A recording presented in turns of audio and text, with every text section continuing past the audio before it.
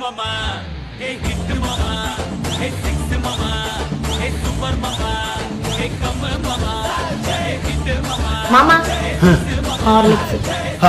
സച്ചിൻ കുടിച്ചത് ബൂസ്റ്റ് ആയിരുന്നു. സച്ചിൻ ക്രിക്കറ്റ് കളിക്കാരനല്ലേ മാമ? മോളാറ്റം പല്ല് കേട്ടില്ല, ആ ബ്രഷും പേസ്റ്റും കൊടുത്തോട്ട് വാ. ചെല്ലേ. വലിയ കാര്യമുള്ള കാര്യമൊന്നുമല്ലല്ലോ. ഞാൻ തിരക്കില്ല, പിന്നെ വിളിക്കാം. ഞാൻ തിരക്കില്ലല്ലോ, പറഞ്ഞു എന്തെങ്കിലുമൊക്കെ പറയടാ. ഞാൻ കിട്ടിയത് നിങ്ങളെയാണോ നിക്കറിട്ടുള്ളത് നിങ്ങളുടെ തന്തയാണോ? എന്റെ അച്ഛൻ നിക്കറിട്ടാണോ നിന്റെ കുഴപ്പം? അയാള് നിക്കറിടിയോ തുണിയിലാണ് നടക്കിയോ അതെന്റെ പ്രശ്നമേ അല്ല. അയ്യോ പയ്യെ പറ, കേട്ട നാളെ അങ്ങനെ നടക്കും. ഒറ്റ മൈൻഡാ. ഞാൻ അയാൾക്ക് ബ്രഷ് എടുത്തു കൊടുത്താലേ പല്ലിയാക്കാൻ പറ്റത്തോളോ? അങ്ങനെ പറഞ്ഞോ? ആ എന്നാ എടുത്തു തുണി. എനിക്കറിയാം എന്താ വേണ്ടേന്ന്. വിശ്വം നിന്റെ കാലുകളിൽ പൂതിരിക്കത്ത് ഞാൻ കണ്ടിട്ടുണ്ട്. നഷ്ടം, എന്റെ മോളെ ഞാൻ ഇവിടെ കെട്ടിച്ചു തന്നത് ഖേദിക്കുന്നുണ്ട്. നടുവയ്യ, എന്നാലും ഇരിക്കാം. പല്ല് വെച്ചില്ല മോളെ. അച്ഛന്റെ ബ്രഷ്, നിന്റെ അച്ഛനൊരു സ്കോച്ച്. താൻ എന്തുകൊണ്ട് എന്റെ മോളെ ജോലിക്ക് വിടുന്നില്ല?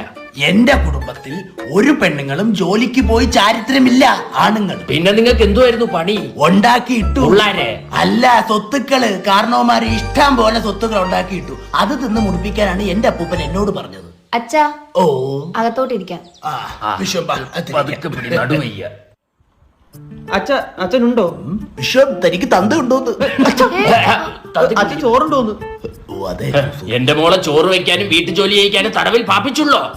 വല്ല തടങ്കലിൽ പാർപ്പിച്ചില്ലേ? മര്യാദയ്ക്ക് സംസാരിക്കും. സി വിശ്വം, യെസ്. വിശ്വം നിൻ കാലുകളിൽ പൂത്തിരിക്കത്ത് ഞാൻ കണ്ടിട്ടുണ്ട്.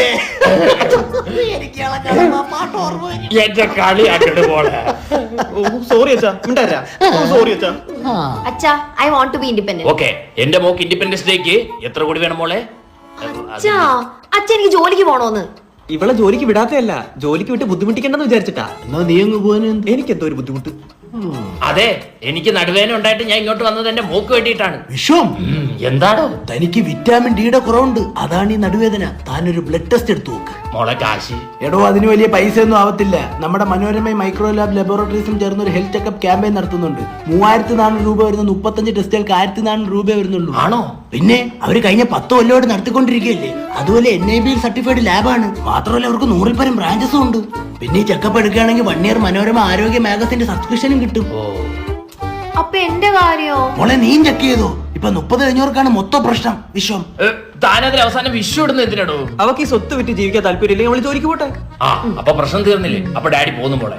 വിശ്വം, വിഷു നിൻ കാലിന്റെ പൂത്തിരി കത്തുന്ന കണ്ടിട്ടുണ്ട്, അതല്ലേ? ഒന്ന് പോടോ. പോവല്ലേ?